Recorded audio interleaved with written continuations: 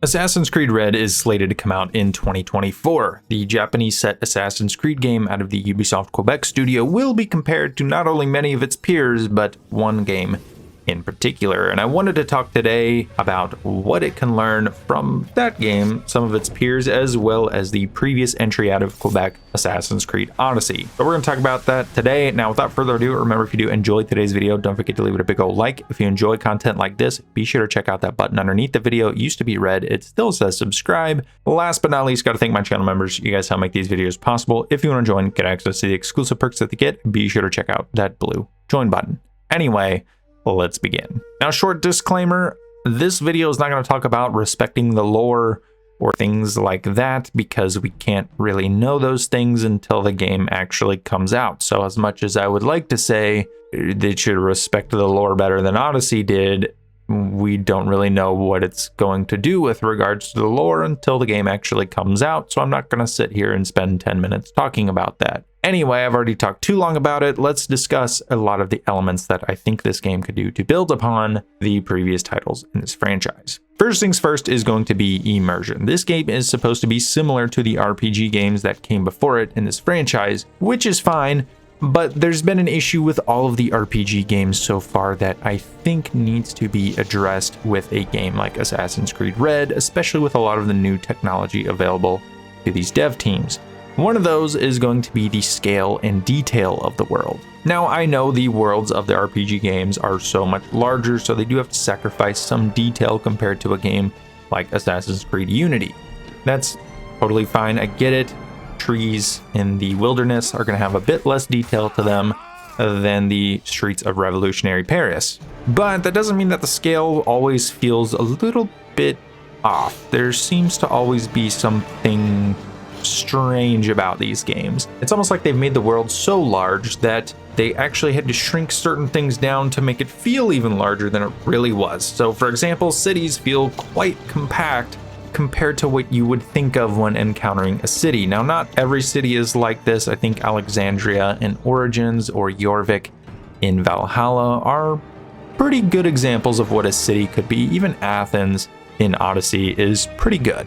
But overall, it does feel like when you come across a lot of these civilizational hubs, they end quite abruptly almost as soon as you start to take them in.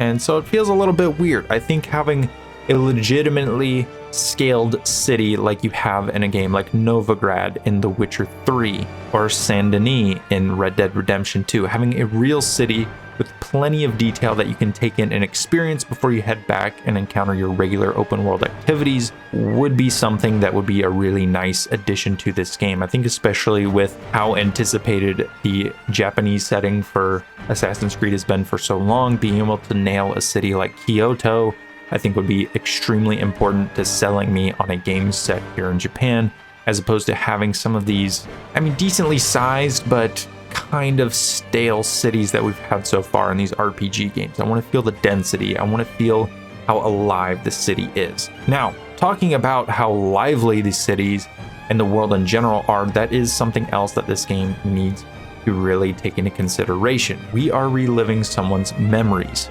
So the world should also be something that interacts back with us. This is something that is absolutely nailed in games like Red Dead Redemption 2, and even games like Ghost of Tsushima, the game that this one will be compared to until the ends of time, also does really well. There are situations that you will just stumble upon that are organically happening in the open world. Now, I know in Odyssey you would come across certain fights, certain factions would end up coming across each other and start fighting, or maybe an animal is attacking a village, but honestly, they were kind of shallow, repetitive things. There isn't a random storyline that you can go up and follow and feel immersed and a part of. I think having things like maybe you can join in an ambush for a certain faction, or maybe you can aid in stopping an ambush by a certain faction against one another. I'm sure there will be some sort of factional thing going on. Let's not forget, Shinobi were also samurai and were parts of families of nobles, and I need to make a video on like Hattori Hanzo or something to really explain this, but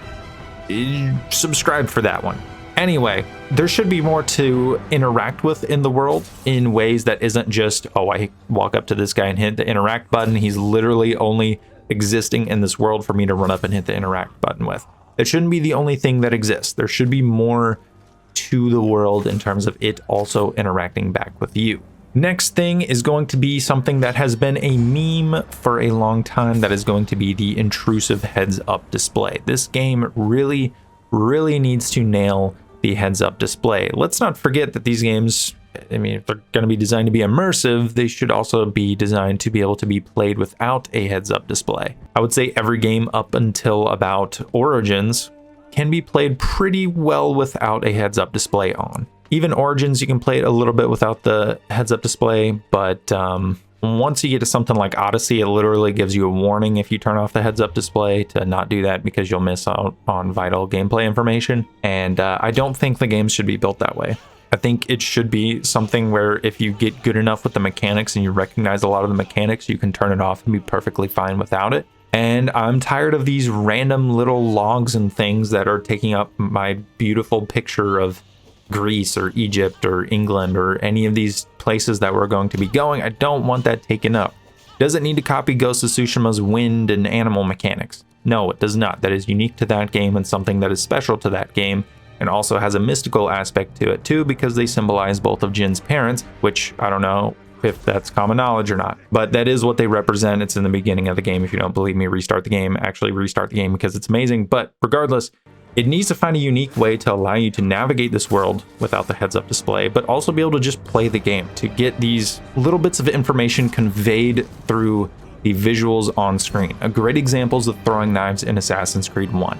You throw a throwing knife, guess what? It's not on that little thing on Altair's shoulder, so you know how many throwing knives you have. That's a really cool little way to convey information without having to have a giant number taking up space on your screen and ruining your view of Third Crusade Jerusalem. It's not worth it. I want to see more of the setting that I'm in. They make these beautiful worlds over at Ubisoft, and then they want to cover them up with all these letters and numbers. I don't want to see it. I want to experience the open world. I want to experience the vistas that you're giving me. I don't want to read things. If I wanted to read things, I would go to a library. Now, beyond the world and how beautiful it is and how much I want to see it more than read it, I want to talk about the other way that we will probably be interacting with things. That, of course, is combat. Now, should they copy the stances mechanic from Ghost of Tsushima in the same way that Respawn seems to be kind of adding it to Star Wars Jedi Survivor? I don't think they have to do that. In fact, I think one of the missed opportunities in Ghost of Tsushima is the fact that you don't have more weapons to explore. For example, Norio, if you follow Norio's tale, he has a Naginata that you will be able to watch him use. He also has some allies that also use them. I think that could be something that would be cool to have as an option for a weapon. Be able to build out your shinobi or assassin. I'm assuming that would be sort of the same thing, especially for this particular entry in the franchise. I think that could be a cool weapon to play around with. There are, of course, many other weapons in feudal Japan that you'd be able to go and use and take advantage of. It isn't just the katana that everyone is running around with. In fact, there's other forms of swords that aren't just katanas that could be easily used. And I'm sure since there will be wars and things going on during this time period in Japan, that it will be something that there are a plenty of is weapon options. Now, I do hope that the combat itself is tight and compact. One of the worst things about pretty much all of the Assassin's Creed RPG games is the combat systems. They feel very rigid while simultaneously having these massive, goofy, weird animations a part of them. It doesn't even look cool. Like, I swear they were doing it to make it look cool, but it doesn't come across that way. It feels over-exaggerated and unnecessary, especially when you do this whole animation and then it turns out it did, like, hardly any damage to the enemy, so it was a giant waste of time in the first place. I would just love to see the tight animations that you get in games like The Witcher or especially Ghost of Tsushima, where speed and precision are king. Just saying, a samurai isn't going to be doing these weird, wacky, goofy cartoon animations. I would love to see tight, precise combat that feels good and fluid and just on point. I want that satisfaction from the combat, whether I'm using a spear, whether I'm using a sword, whether I'm using a naginata, whether I'm using any number of weapons that I have. I want them to be used in ways that are satisfying and not these over exaggerated slow movements that on paper may seem cool and a focus group might seem cool, but really aren't that cool.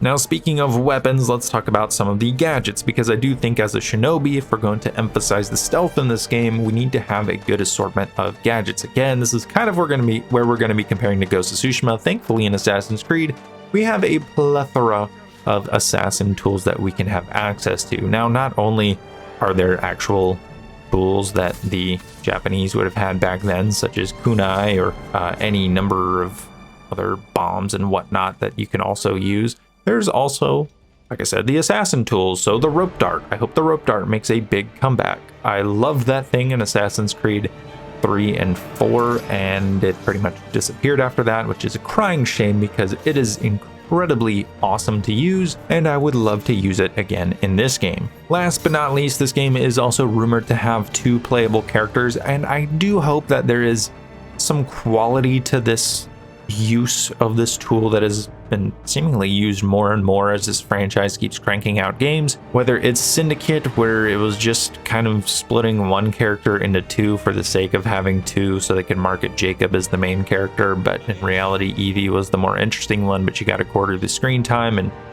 it was just a whole weird situation. Or Origins probably used this system the best, where Bayek is the main character, but Aya has her own story. We end up getting to follow some of the more important parts, such as the Caesar assassination. I think that is one game that handled it fairly well. It served a purpose. Odyssey kind of did a weird thing. It was really just an excuse for Cassandra not to be the main character. And Valhalla was just, it wasn't really 2 characters. It was just kind of one person being conveyed 2 different ways. So I hope there's actual meaning to this, whether it's something like Origins or something like GTA's character switching. I would hope that they do something like that where it does have some meaning to it. It's not just having 2 characters for the sake of having 2 characters. Anyway, those are my thoughts on Assassin's Creed Red, what it needs to do to not only build on a game like Assassin's Creed Odyssey or really any of the RPG games, but also to be its own game, to feel modern, to feel like a quality game, to also stand with its peers in the industry. I think there's a lot that it can do that could be really, really well done, but we'll of course have to wait and see. Let me know down below what you think. What do you think it should build off of? What do you think it should maybe take from other games? What do you think it could innovate on that is already something that exists in this franchise? Let me know down below. Let's have a conversation. Thank you so much for watching, and I will see you in the next video.